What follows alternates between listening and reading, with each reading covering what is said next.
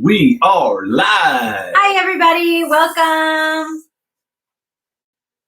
You're always way over there. It's because I like to have you in the center. No. And you just kind of on the side. No. So welcome, everybody. I see someone came in. So hello. Sorry, it took us a few minutes to actually try to work out the thing. We're still on time. Yes. Yeah, for some reason in that YouTube studio thingy, it's always kind of tricky to go live. Like we set up and we schedule the live, then it's kind of tricky to get back in there and actually go live. It's kind of nerve-wracking too, because you're like, I gotta be on. The timer's ticking. Like you can't do it too soon, because if you go live too soon, then it's too soon. Too soon. Yeah. So welcome to the Conrad Homestead live stream. Mm-hmm. If you are new to our channel, we're on an 8-acre homestead in South Central Kentucky. We're homesteading it up. We've been here for a year and a half, and we are loving this life. Yeah. We say it pretty often, especially when we're saying our meal prayers. Lord, we thank you for this life. Mm-hmm. We're really enjoying it. Freedom. Yeah. Freedom was definitely one of our main themes for doing this. Another one is our children and how they are raised up. That is one of the reasons that we decided to move out to the country. Spend some time with the children, invest in them. A simpler way of living, too. Different mindset. So we got a whole bunch of stuff to talk about. We're just kind of chit-chatting and waiting for a couple more people to show up. Yeah, let us know who's here so we can say hello to you personally. I always enjoy seeing the who's on here versus just like the little one. So I'm always like, who's here? So drop us a comment to let us know who's here. State your purpose. Who goes there? It reminded me of Princess Bride. Hold there. Oh, there.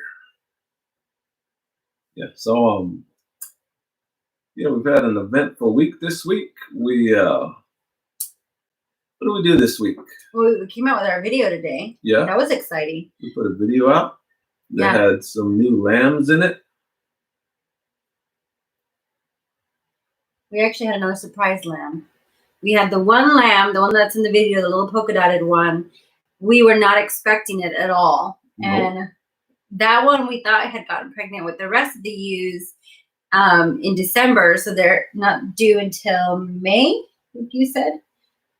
And so, surprise, we see a little lamb out there. We're like, who are you? And it looks just like its mama. Oh my goodness. Like, its markings. I told Paul, I hope it survives because it is so cute. I need it in my life. Like a little patch in the eye and a little lipstick, and it's so cute. Yeah, it is definitely a weird thing to go out and there's just like a little baby sheep there. I still haven't gotten used to that. So this one that she was talking about is our fourth one. We didn't mention it in the video, but we did lose the first one, the little white one that was in last week's video. We lost that one. From the beginning, it didn't look bueno. Yeah, and we didn't really give it any special attention.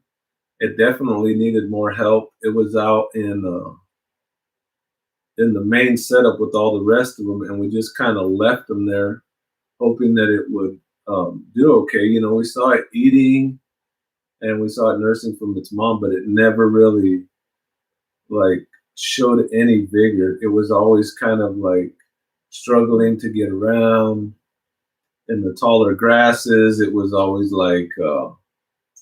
having a hard time. And there was the little bird too from the Dr. Seuss.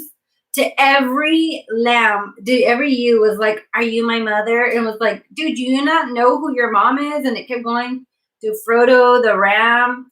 And they tried nursing a couple times from him, and like it was just he seemed very, very lost. Yeah, so unfortunately we hello Don Thomas, the Time Lord. Hello. Hey Don Thomas, how are you doing? Yeah, Paul was showing me. We're doing good. Paul was showing me some of your video. Like you were watching and like came over. Yeah, we were watching your Funko figures. Those are pretty cool. I've been seeing those around now that you put the video out for them. I never really go down the toy section, but the kids take us down there every once in a while. And I was like, oh yeah, look at there's those things that Don Thomas was showing us. Well, I go down them. And actually the Funkos, before I go into that, hello Lori came in, and hello Everett. Hi Lori's World. And Everett came in. Thanks for stopping by. Everett, my nephew there. Hello Copperhead. Hey Copperhead. No problem.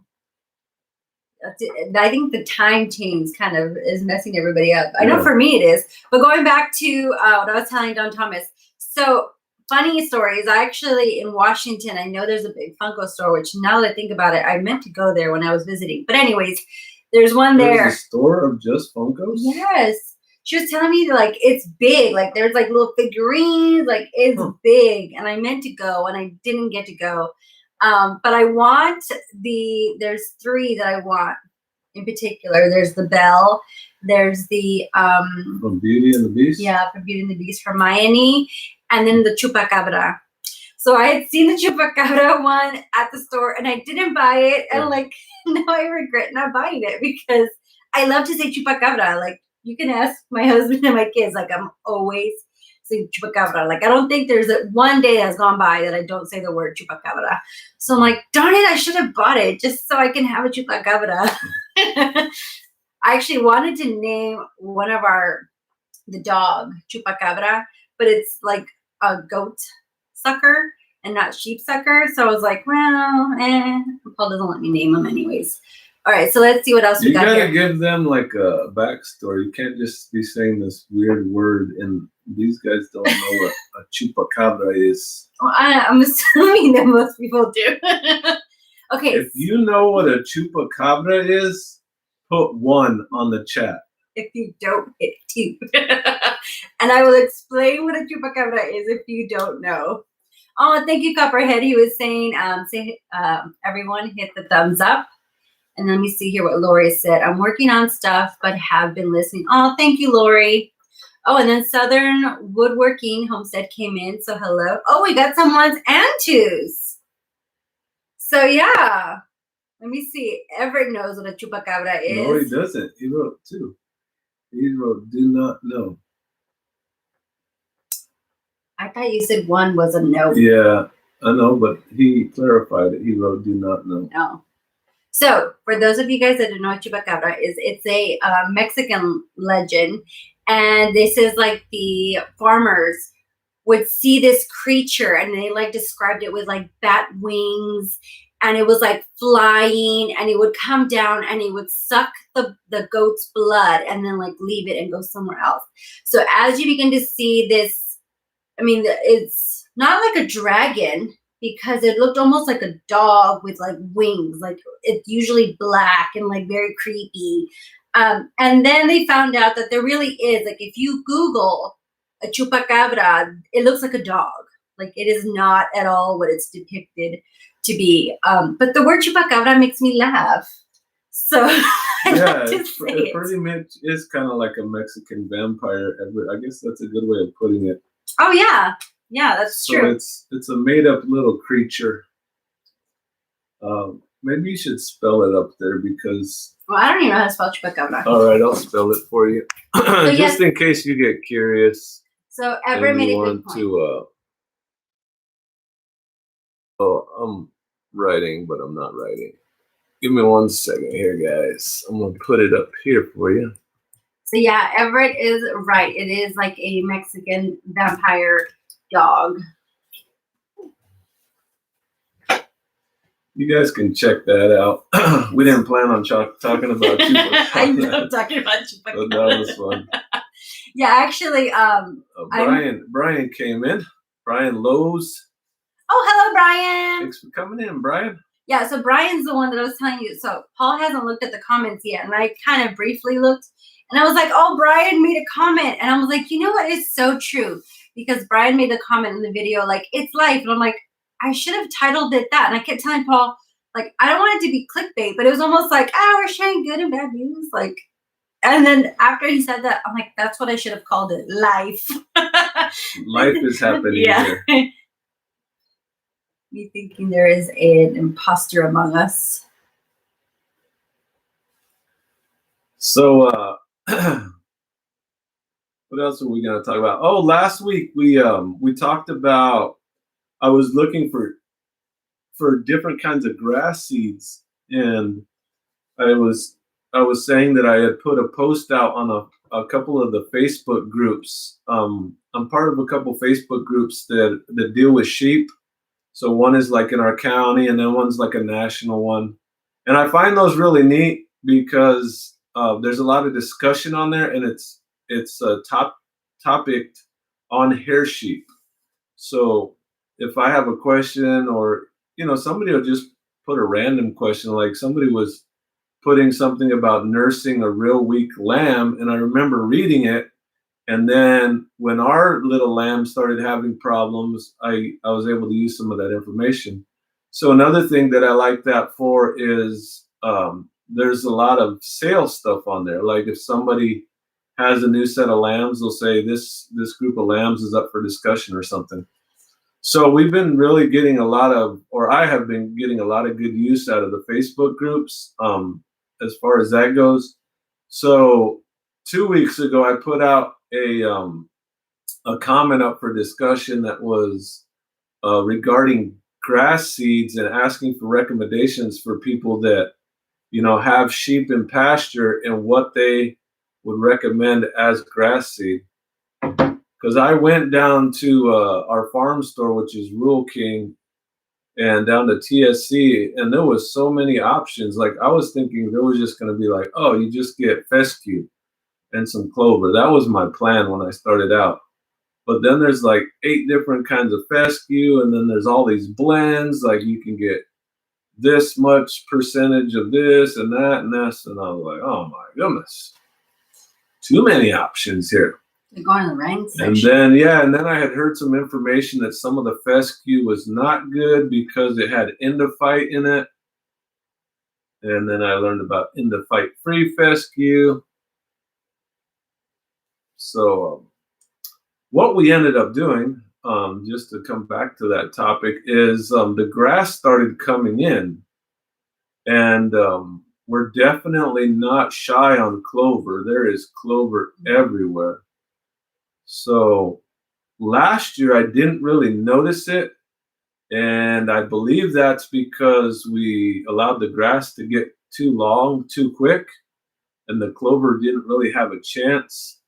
You kind of have a happy median where you kind of have to keep it seems somewhere between 4 and 10 inches. If any of you guys are on here and you have livestock, what do you try to keep your pasture on? Brian, I know you have some cows. What are you trying to keep your pasture at? What length? Because it seems like you don't want to go too low, and you don't want it too long because then it's just fibrous. So the clover is it grows out with the rest of the grass in the pasture, Don Thomas. And the clover is really good for protein. It's also, for the sheep. It's also, thanks for that clarification. Yeah, well, we're not eating it. We don't eat the clover. For the sheep. Yeah. The clover is a really good plant to have out in the field.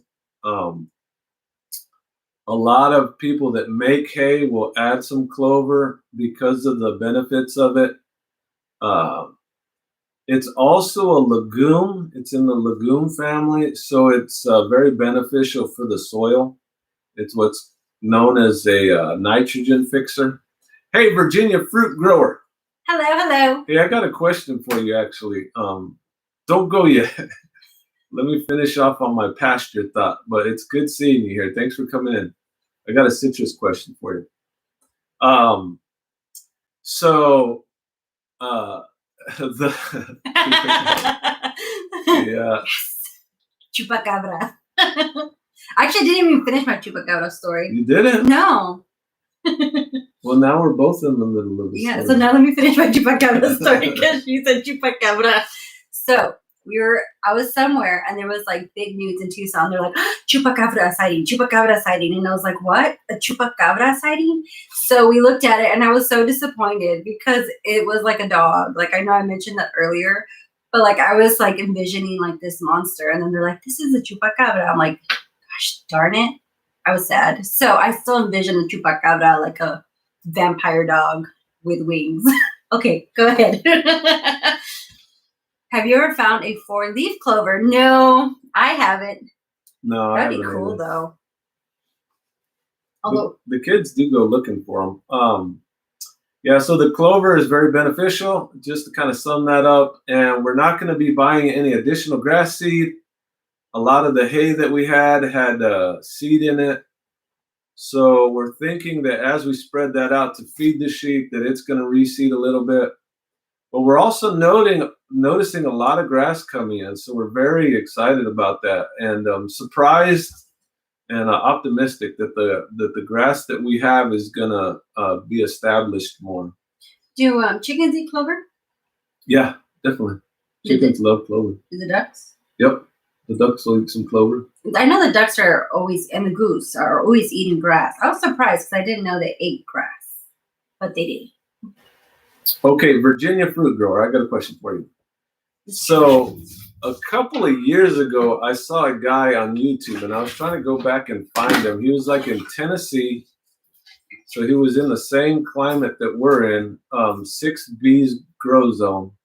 I know you're in Virginia. It's a little colder there. But my question for you is, do you or can you recommend a cold hardy citrus for our grow zone 6B? So we have this area where I haven't been able to identify this particular plant, but in Arizona, we're from Arizona up until about a year and a half ago.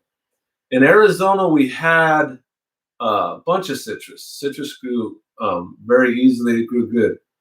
But referring back to this video, this guy had citrus up in like the pine trees. It was up in the woods, and he didn't have any clearing, nothing like that. He just planted these I believe they were like a Japanese variety of orange. If I remember right, it was like a mandarin orange or I want to say like Matsuma or something like that, a Matsuma orange. But I have these other bushes, and the leaves look just like citrus, and they're an evergreen. Yeah, Satsuma, exactly. So I think that's what he had, but I couldn't find that exact video. But like a lot of people that I see, they don't even try citrus in this area at all, unless it's in a greenhouse. But I want to give a few of them a shot because I kind of have a microclimate that's kind of it's on the east side of the house. So a lot of the wind is coming out of the south and the west, so it's kind of protected that way. And then we have a couple pine trees that are really thick, and they create a little microclimate, and that's where these citrus-looking little plants are growing. I know they're not citrus because they get like an orange flower, and then they get these little red berries on them. But so what was your question? My question is, can you recommend a citrus for this area? I know you said it's pretty cold, but I wanna find something or kill something. Southern Woodworking Homestead. Thanks for coming in. I'm just noticing you're here. You said, I lived in Phoenix for 3.5 years. We had a tree in our backyard that was called a tangelo. Yeah, tangelos are good. You can find Tangelos quite a bit at the grocery store. I like Tangelos. Here? Yeah. I like to eat. Yeah, Tangelos, they're smaller, like a lot like a mandarin. But you can tell they usually have like a little, like a pear. They kind of bump out. And then Brian had mentioned earlier that you don't want your pasture to get shorter than 4 inches. 4 inches. Hopefully you can rotate your sheep on pasture. Yeah. Yeah, Brian. So we use a lot of that Premier One portable fencing. So we're definitely moving them very often. We try never to go over 10 days in the same spot. And we use a portable, what we call sheep shed or sheep shade. It's kind of our off-grid workout machine. We get out there out in the middle of the field and push this thing around, me and the kids. So when we're going long distances, it can get it gets more brutal when it's muddy too. Yeah. Like you're going uphill on mud. Yeah. Oh, hello, Lala Farms. Hey, Lala Farms. Hello. I'm not sure if you got my tag on the video. I don't know if I did it right. I actually tried a couple times to look. I was having, anyways, but we mentioned you in our last video. If you haven't checked it out, we gave you guys some shout outs. And then Copperhead mentioned earlier if we are in zone 6B. He was correct. Yeah, I think he's in seven something. But isn't he in like 2 hours away? Yeah, but for some reason they're in a slightly warmer zone, I think. Yeah, we're in 6B. I just recently checked that because I was talking to someone and I was like, am I in 6B? And yep, I checked it again. We're in 6B. See, it says it's in 7A. So I mean it's pretty close. And I bet you could go into a valley or up on a hillside and you'd probably be in a different zone too. Just in that little bit of a change, just a little more exposure could probably push you one way or the other. So so Virginia mentioned some citrus up there. Oh, he's mentioning that trifoliate. I think Virginia fruit grower, that's the one that's really spiny, right? And that has like the branches don't grow straight. They kind of grow like all crisscross like that. And then they have a lot of spines. I think that's that one. But we really like citrus. So we're gonna try something. We may even get something in a pot and try it that way. We use a lot of key limes around here. We do. So, I mean, it just makes sense. But and then Copperhead mentioned that he's got his high tunnel. A high tunnel would be sweet. Yeah. High tunnel would make citrus doable. So I think this week, I was trying to think about what I wanted to try and accomplish this coming week. I'm going to try and make a video of a biochar burn where we take some hardwood offcuts that we get from a local mill. We get a lot of oak in there and poplar. And I want to make some biochar with that. Our current supply of biochar is a little low. So I want to make a video about that. And then I'm also thinking about building a little mini greenhouse, and you kind of spark that with that high tunnel there, Daniel. He mentioned about getting the application for the USDA. Yeah. We actually had looked into it one time, didn't we? Yeah, we did. We went down there. I think it's called like he says it right there, Equip. We went down and we got the information. We didn't have a farm number yet at that point, but we're just going to gather information. Then we got our farm number and we didn't go back. That was kind of like in October of last year. But we do need to do that. The only thing that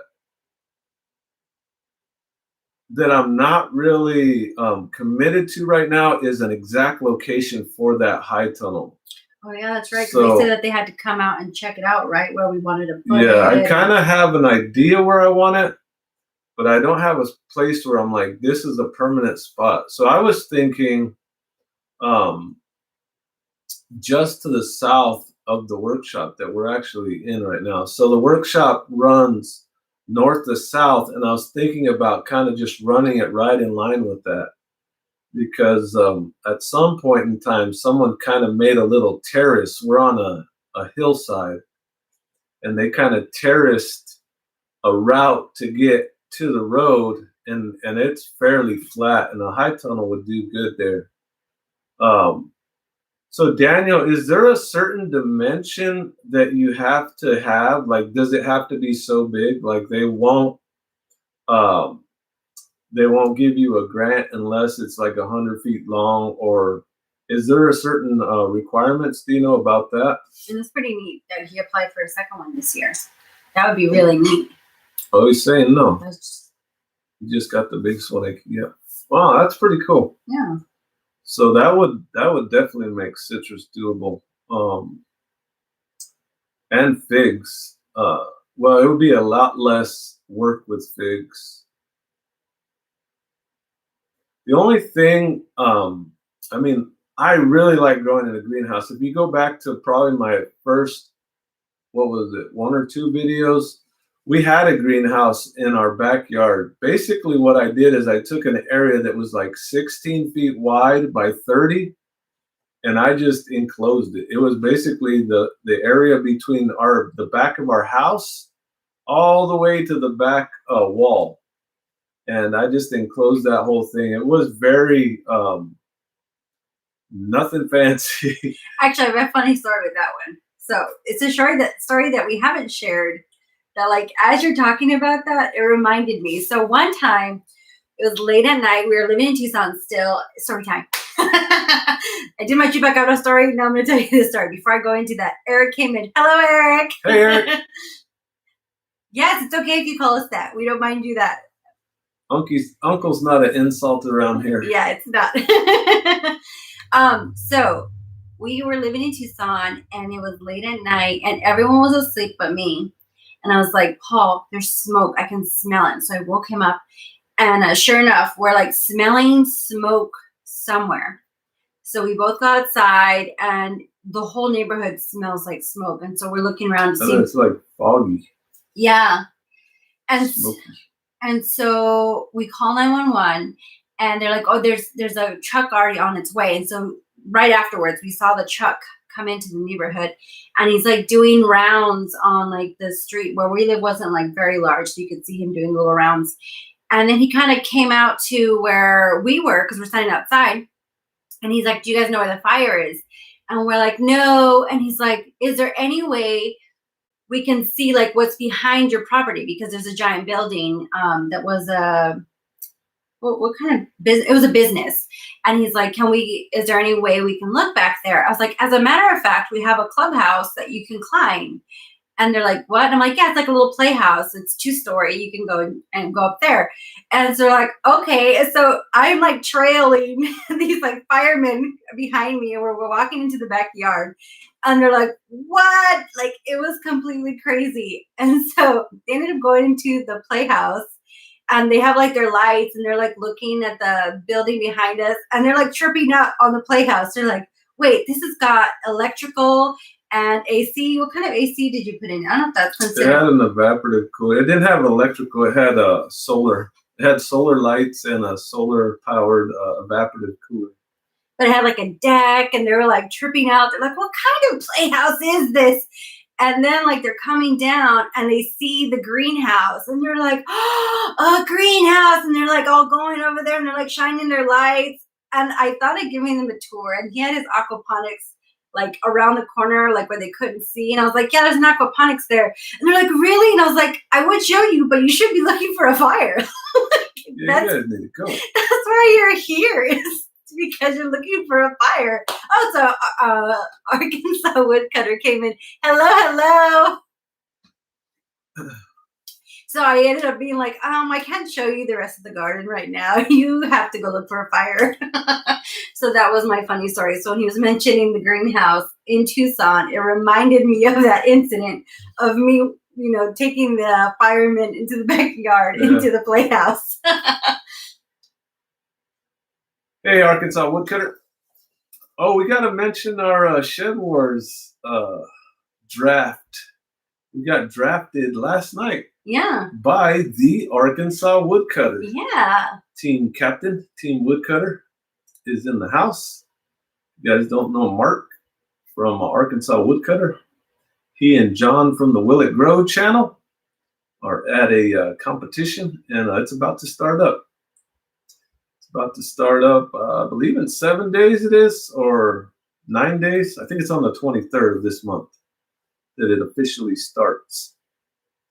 You guys aren't familiar with Shed Wars, type in Shed Wars in your search bar. You'll get a whole lot of information. It's pretty neat. It's basically what it's been dubbed as, what I've seen it dubbed as, is the largest gardening collaboration on YouTube. So it's pretty cool. It's a bunch of people trying to grow stuff, having fun doing it. So yeah, to get back to greenhouses, we'll come back to Shed Wars in a second.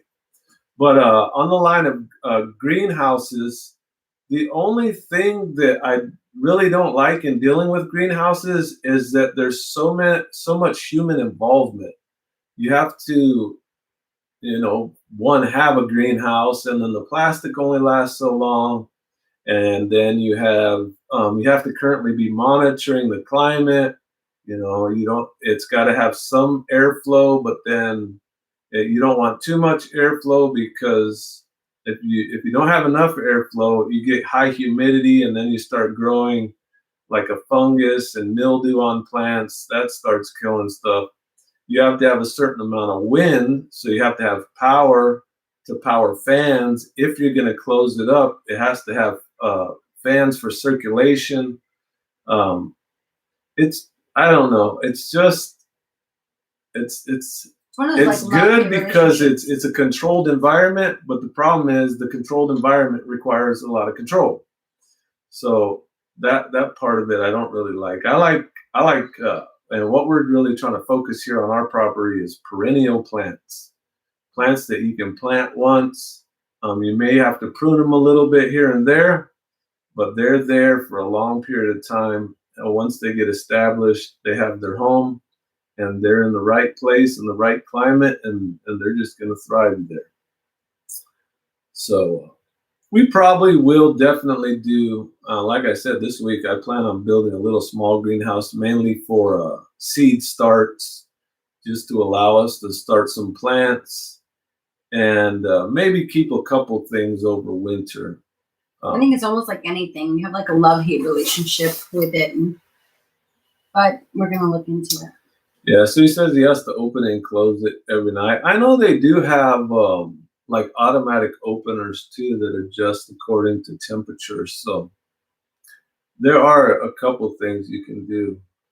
It's a lot like aquaponics. Aquaponics is a really neat system, and you can grow stuff. And I had an observation about aquaponics that'll remind me about that I'll get back to here in a second, as it parallels with wood chips. And I just noticed this. I just thought about this yesterday. So what was I talking about, the greenhouse? You were talking about climates and about opening and closing it at night, about timers. Yeah, I forgot even what I was saying. I got sidetracked with that. I completely lost it. Anyways, I'll go with the the aquaponics. It requires so much attention, because a lot of times with this plumbing, the system that we had was about 650 gallons, and it was a constant flow system. So if you're not familiar with aquaponics, there's a lot of variations that you can do with aquaponics. You can have different types of grow beds. You can have a circulation that's constant flow, so the water is always moving. Or you can have what's called an ebb and flow system where the water goes down into a sump tank, and then it's either activated by a timed pump, or you have what's called a bell siphon, which allows a certain amount of the tank to fill up, and then it creates its own siphon. So that creates a cycle. So that the idea there is that the the roots have a chance to dry out. But one thing that not I discovered, but they discovered, growing in a hot climate like Arizona, was it was not good for the plant roots to dry out because of the heat and because they would dry out too fast and actually cause damage to the plants. So the constant flow systems were better for that environment. But one thing that we would always have to be checking is the drains. The drains were always getting clogged with something, and it was like, we had an adventure with clogged drains. You remember? Quite a bit. The drains would either get clogged with roots because the roots would, the roots are going everywhere, spreading out, looking for nutrients, and they would clog the drains. And then, you just kind of get debris. You get leaves, or you get just random debris in there. Eric's taking off, so I was saying goodbye to Eric, in case you're wondering. Bye, Eric. Thanks for stopping by. He said he's going to prepare his books for tomorrow, and we never did hear your poem. But anyways, he's saying he's his poem from last week. Yeah, but he's gonna go prepare his book. So I'm sorry to interrupt. No, remember that one time that the Bravos were watching our aquaponic system, and they're like, guys, something went wrong, and Paul forgot to mention we were out of town. Yeah, we're out of town, and we asked my sister and her family. Hello, free handly maid. I said that all wrong. hello. Hey, she's on our team. Yeah, we have 3 teammates in the clan in the chat right now. Yay! Go woodcutters! Now I got so let me finish telling you, and then I have a thing for her. But anyways, we had been out of town. We asked my sister and her family to watch the house, and Paul forgot to mention to clean a filter with the aquaponic system. And they had been doing really good other than cleaning this one filter. And so when we got back, they were like, guys, we don't know what happened, but like all your fish died. And they were like so crushed, and they were upset with themselves. And then we realized like it was our fault. We didn't tell them about the filter, but they were like consistently going and like feeding the fish. And so that was really sad. Jules came in. Hello, Jules. Hey, Jules. Thanks for stopping in. Yeah. Arkansas Woodcutter had a comment up here about... Well, Copperhead was mentioning about the greenhouse. Talked about that the grant paid for everything on the one that he purchased. Oh, including the fans and all the openers and everything? Huh.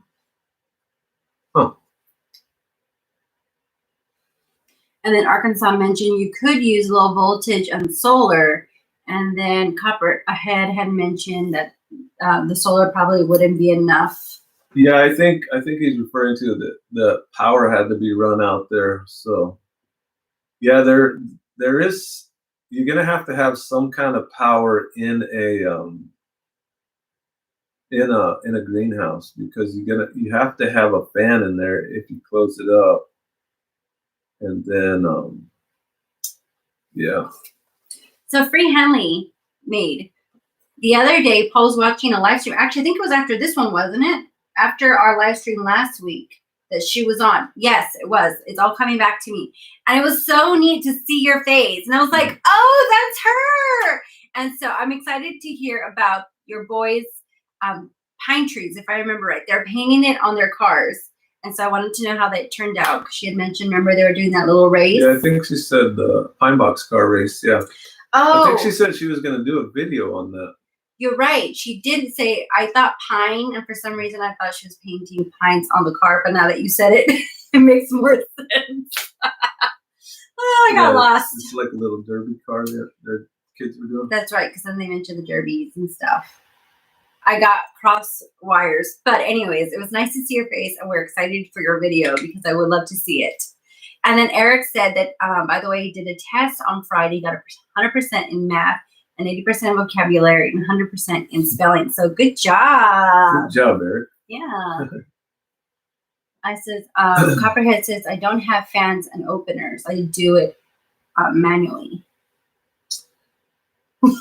Yeah, I know one thing, Copperhead, that we learned. I don't know if you already know this, but I'll state it for anybody else that might not know it.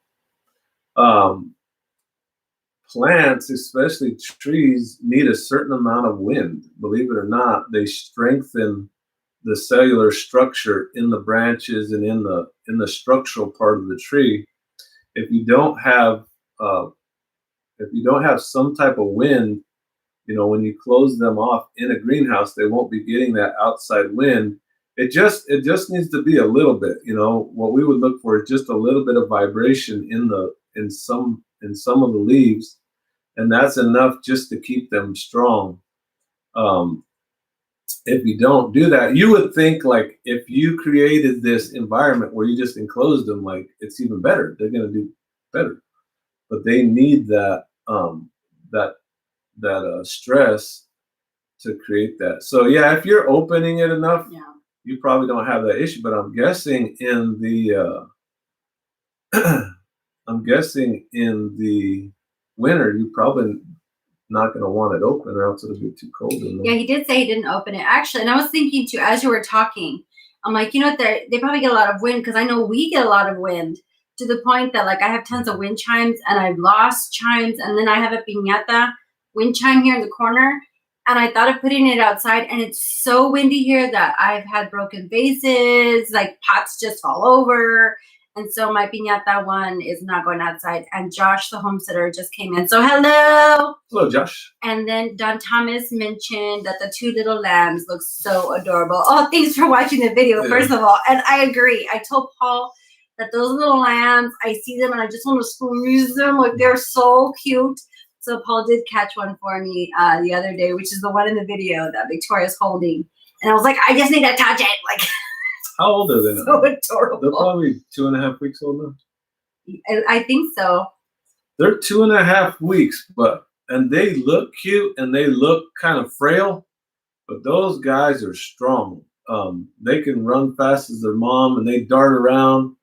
They're out in the open. You'll never catch them. It's impossible. But yeah, they're doing really good. Those 2 little black ones.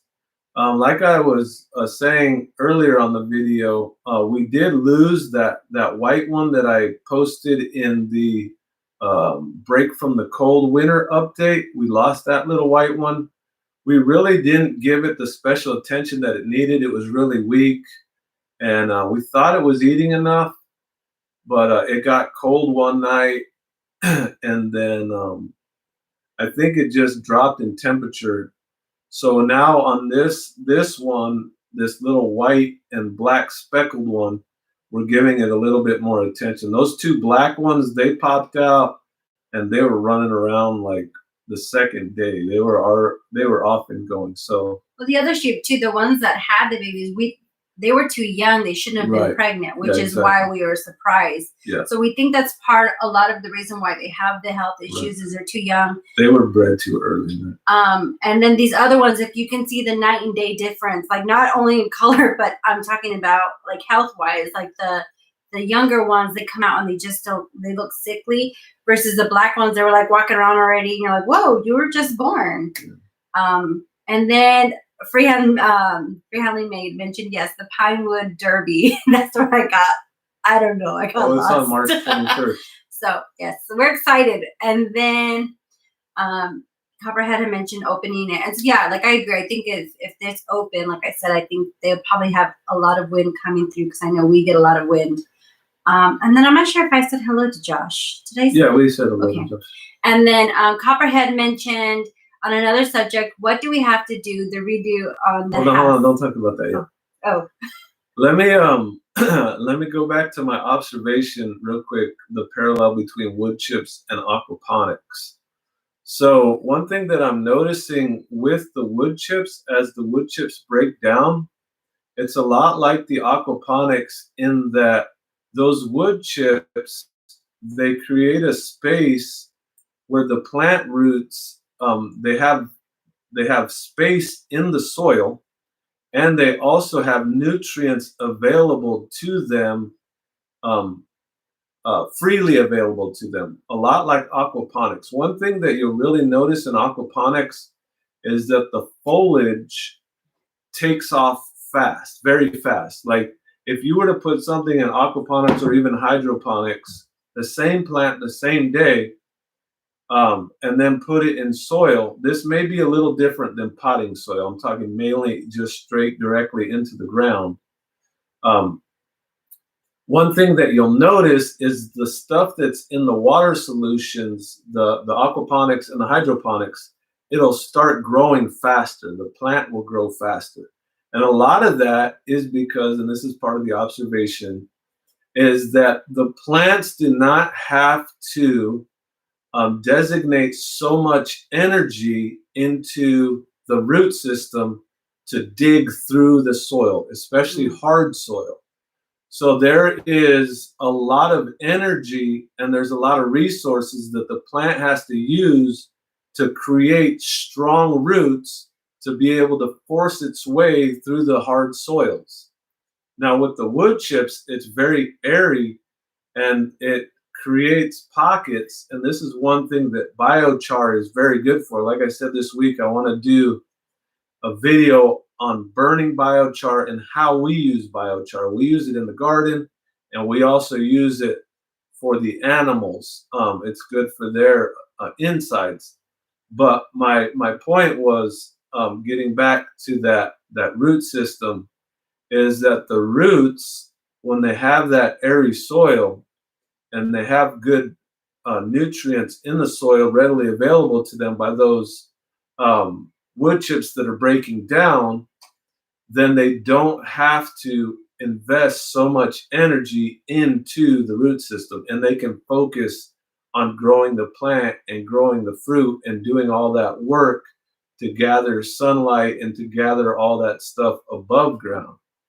So that was just an observation that I just had. Like I said, this was just a couple days ago, because I noticed as I was digging around in those wood chips, a few different plants, similar plants.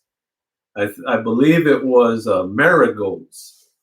So one marigold was in an area that didn't have a whole lot of wood chips. It just happened to be that way. And the other area, we took the wood chips from the walkways that had decomposed quite a bit and piled those up. So they probably had about 4 inches of wood chips in them. And the root systems were drastically different. Now I remember the plants, they're already dead and gone by now, the tops of the plants. But when I saw those root systems, the root systems that were just in mainly dirt with just a little bit of the wood chips as a mulch, those roots were very thick, very woody. But the other ones were very fibrous. They were very thin. And you can tell it didn't have to create those real large roots. Thanks, Mark. So that's the kind of stuff we like to share. We're constantly trying to observe. I just actually recently learned this week that Arkansas Woodcutter Mark, his channel name actually before was, I don't remember the exact name. It was something like Paradise Valley Permaculture, but it had permaculture in the title.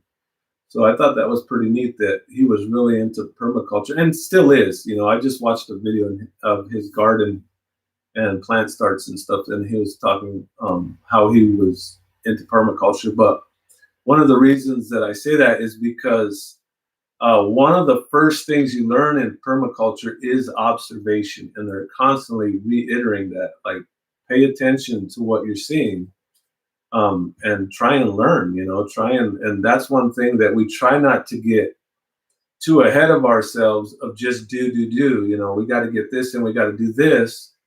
But if we can take the time to learn, why is it doing that?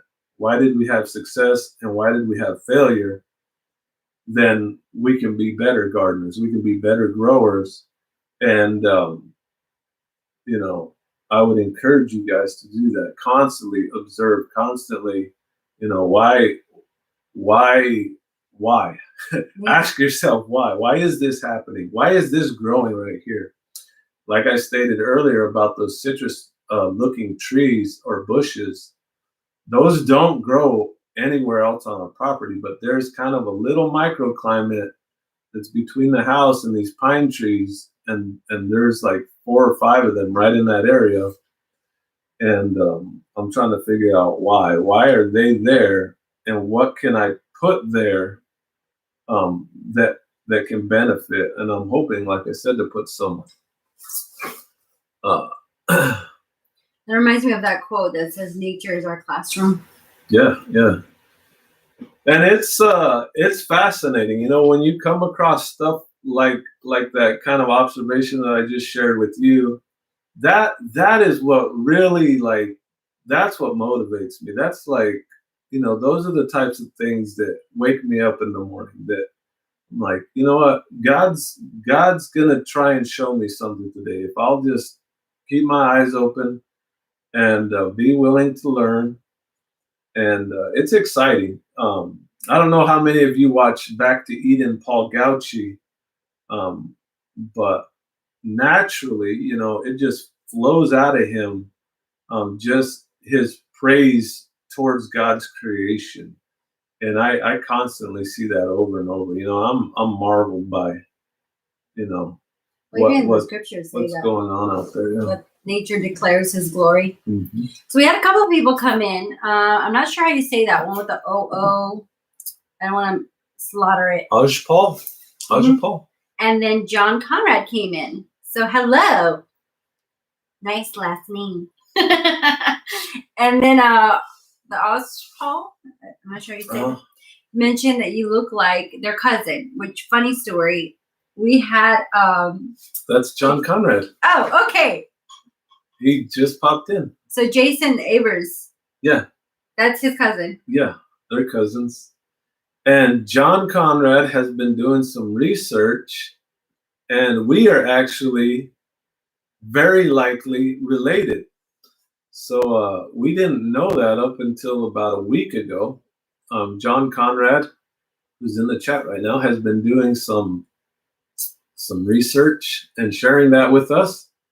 So yeah, because it's funny because Jason he was like, "You look like my cousin." Yeah. And I got a chuckle. I'm like, "Wait a minute, what?" Yeah, that's pretty neat. So yeah, we're excited. And then Free Henley mentioned about the remodel, and so did Copperhead mentioned it earlier. So to answer your guys' questions, yes, we will be doing video footage on that. I'm so excited about the remodeling. So the way the house is set up right now, it's almost like complete square, and then like you have like the 4 with like small openings, but they like lead into each other. There's no hallway. So we want to do some knocking out the walls, making more open floor plan, doing some extension for bedroom and bath and washer room. And then we're hoping to do a root cellar or some kind of cellar. Some kind of basement. Yeah. So right now we're just laying everything out. I'm so excited though. I know it's going to take a while because in our last house, we did have, it was several years. And I like, when you say that, it almost like doesn't make sense, like several years, but the time was like that. I mean, next thing you know, we were like, oh, we've been here 6 years and we're finally done. And it went by so quickly. So I'm in the mindset already that it's going to take a few years to get that ideal home, but it's going to be a slow going. But I'm excited. At least the ball is rolling. So we're doing the outline. So I kept telling Paul, I want to change the kitchen. And then I was thinking about it. I'm like, maybe we should leave the kitchen where it's at and do this and that. So we're just doing brainstorming. The biggest thing, though, is to do open floor plan on the main rooms and then have an addition that has our bedroom, the washer and dryer bathroom, and then do an upstairs. So it's going to be 2 stories for the boys' room to be adjacent. We are working on our place still. It's going to take a while to get it the way we want it. They're trying to focus on the farm. And what does that say? Perennials. and grow it. Yeah, And that's where we're at too. yeah. We don't have a lot of money to invest in the house right now. The house, just to kind of give you a backstory on it, it was probably built in the mid 40s to early 50s. The PVA, which is like a property value, a property assessor in our area, estimated it 1950. But the people that we've talked to, there was a couple houses built in this area, and they said they were actually in the mid 40s, and it's a very similar style house. And the house it's mainly hardwoods. Almost all of the framework is oak. So this house is a tank. It'll probably last longer than all these little houses that are going up in our area. But it's very solid. We have had people come through and say, you ought to just knock it down and start all over. But the main part of it is 30 foot by 30 foot. So it's 900 square feet. And like my wife was saying, it's cut into quadrants of 15 foot by 15 foot rooms. And right now, what we're trying to do is come up with an addition. So the roof line runs from north to south, and we want to just stay with that same roof line to not complicate anything with the roofing. So we don't have to do any kind of like change of levels or change of angles or anything like that. Keep it as simple as possible. But what we basically really just need to do is we need to add a master bedroom and the bathroom and a laundry room, because like I said, the original house is here, but they went off the south side of it with kind of a lean-to, and I think they added about a 9 by 25 foot addition, but they didn't do the foundation correctly. They just took the current porch and they put 2x4s over the porch and just kind of built a makeshift floor and then just slapped the addition right onto that. So it's kind of like a low riding addition. Yeah, it does angle, and it has dropped out, and what do they call it? Settled down. It's settled down on that south end, and it's not good. We had the guy come out to evaluate it, and the PVA guy, and he was saying that we can definitely see that you need to make some changes here. Wickershire project. Do we say hi to No, Wickershire? we didn't. We were in the middle of something, so we hadn't. Yeah, the Wickershire project. Hey, Wickershire, I think you're on our team as well, if I remember right. I think Wickershire is on our team, and he was going back and forth with Homer from Muddy Boots. So I think they were opposite. And Allison came in too. Hello, Allison. And then hey, Allison, whose team are you on? You mentioned about the stimulus check, including for kids, so that would help. Did you read what Wickershire said right here? I know it went by so quickly, I didn't see it.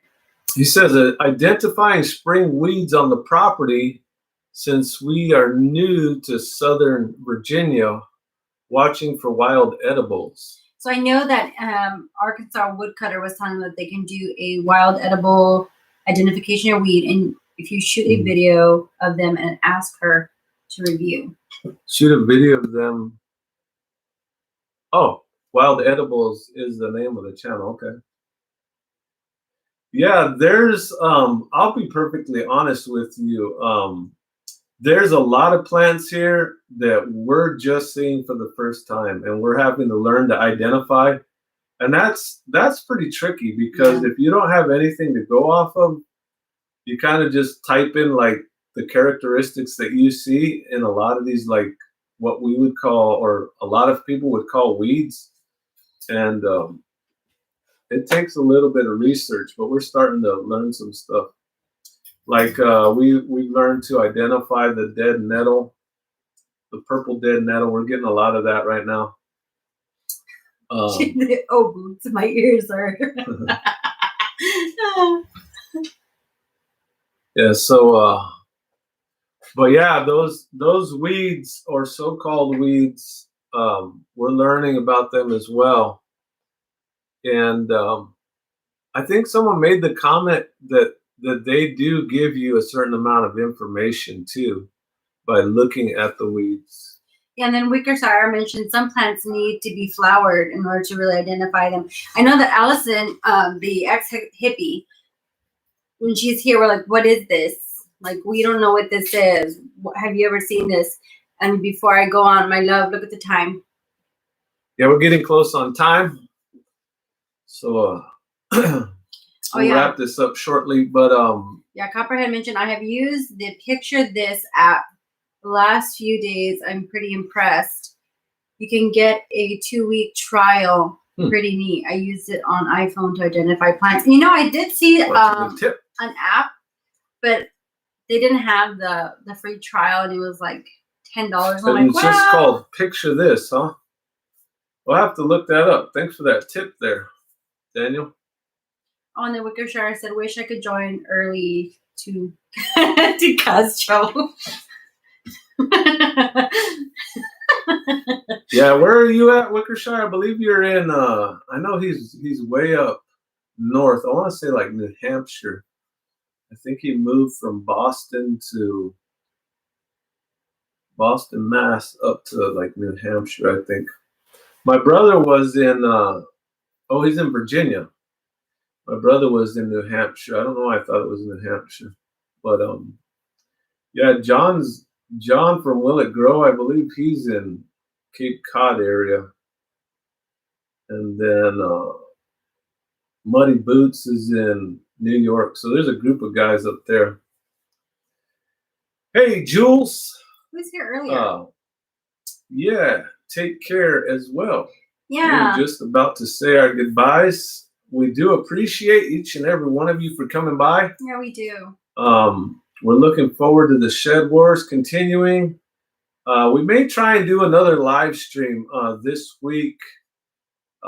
Thinking maybe try out Friday night. I'm going to have to check and see what the Shed Wars community has scheduled for Friday nights. I think Jules actually has something on Friday evenings. I want to say that's like around 4 or 5. He does his podcast / garden variety show. But we do really appreciate you guys coming by. We've been doing these live streams for about 3 months now. Every Sunday at 4 p.m. Central Standard Time. So we hope to catch you on the next one. Thank you very much for watching. See you later. Thanks, everybody. We really appreciate it. Bye now.